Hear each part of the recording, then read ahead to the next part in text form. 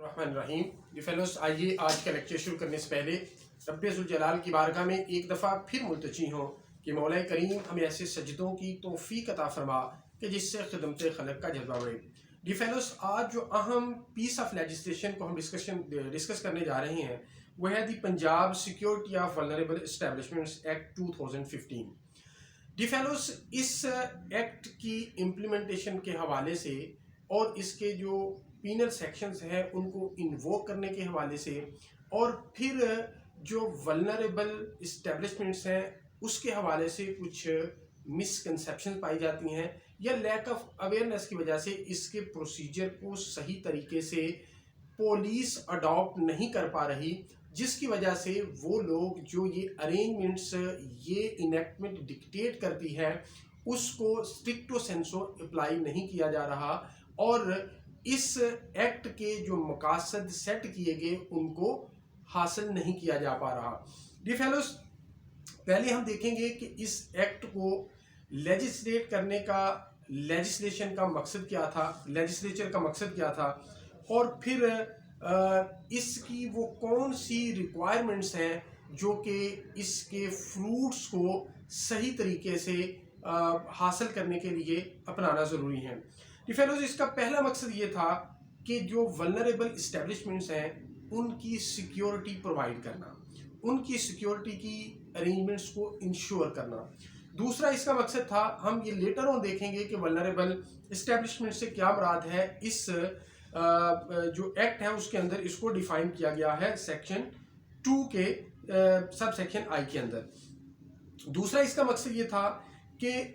To prevent the terrorism and other crimes with reference to the vulnerable establishment. यानी पहली बात ये थी कि वल्नरेबल एस्टेब्लिशमेंट को सिक्योरिटी प्रोवाइड किया जाए, इंश्योर की जाए, अरेंजमेंट्स को इंश्योर किया जाए। दूसरा ये है कि वल्नरेबल एस्टेब्लिशमेंट के साथ कोई दहशतगर्दी का वाक़या पेश ना आए और उसके साथ कोई ऑफेंस की कमीशन ना हो। तीसरा है to obtain evidence by use of modern devices and prosecution.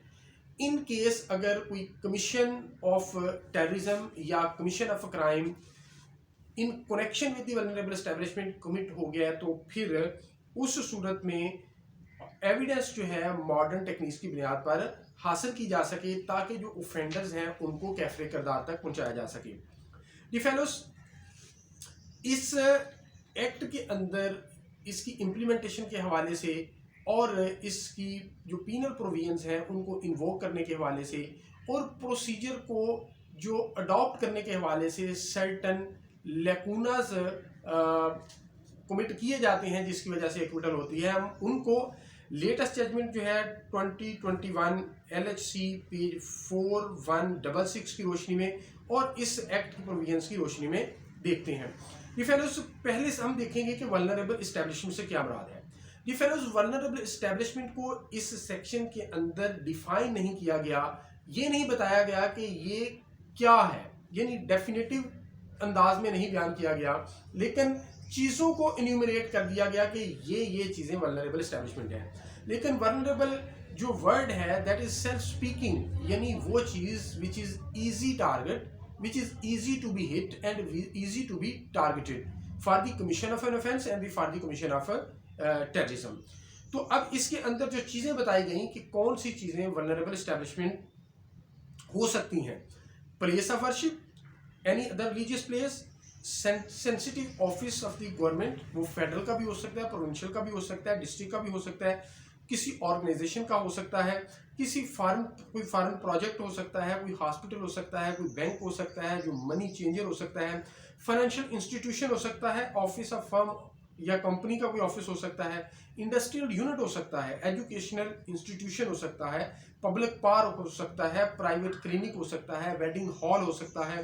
Petrol हो सकता है, पेट्रोल पंप हो सकता है, CNG स्टेशन हो सकता है, ज्वेलरी शॉप हो सकती है, होटल हो सकता है, अम्यूजमेंट और रिक्रिएशनल सेंटर या एंटरटेनमेंट सेंटर हो सकते हैं, पब्लिक ट्रांसपोर्ट टर्मिनल हो सकता है, स्पेशल बाजार हो सकते हैं, कमर्शियल स्ट्रीट हो सकती है, शॉप और शॉपिंग आर्केड हो सकते हैं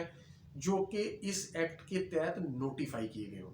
डी फेलोस, ये वर्ड बड़ा अहम है कि नोटिफाई किए गए हों। अब इसके अंदर सबसे बड़ी जो गलती की जाती है वो ये की जाती है कि किसी भी जो चीज़ें इसके अंदर गिनवाई गई हैं उन पर अगर वो सिक्योरिटी मेजर्स नहीं ले रहे, अरेंजमेंट्स नहीं ले रहे, तो उन पर एफआईआर लॉन्च कर दी जाती है। लेकिन इस एक्ट की ये रिक्वायरमेंट है कि पहले आपने जिस place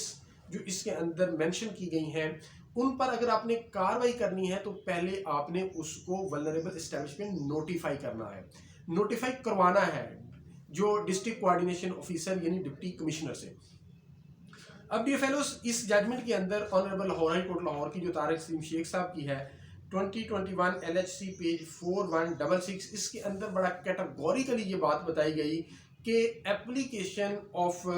this act only commences after the declaration of vulnerable establishment, meaning thereby कि अगर आपने इस चीज को जो इसके अंदर वल्नरेबल एस्टेब्लिशमेंट के अंदर मेंशन की गई है उसको through proper channel, through procedure उसको वल्नरेबल एस्टेब्लिशमेंट डिक्लेयर नहीं करवाया तो फिर आपने जितनी भी कार्रवाई की है वो अनलॉफुल है, इलीगल है और वाइड एबोलिशन है और that is subject to be vitiated and that is subject to be question. अब डी फेलोज, इसके अंदर ऑनरेबल कोर्ट ने जो ऑब्जर्वेशन दी वो बड़ी रेलिवेंट है, मैं आपके सामने रीड आउट करता हूँ। कहा कि above reading clearly shows that the provisions of the act would apply to an establishment subject to two conditions.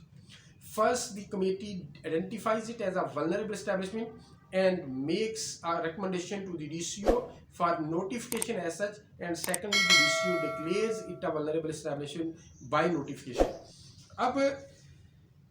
इस जजमेंट के अंदर ये कैटेगोरिकल ये बात की गई कि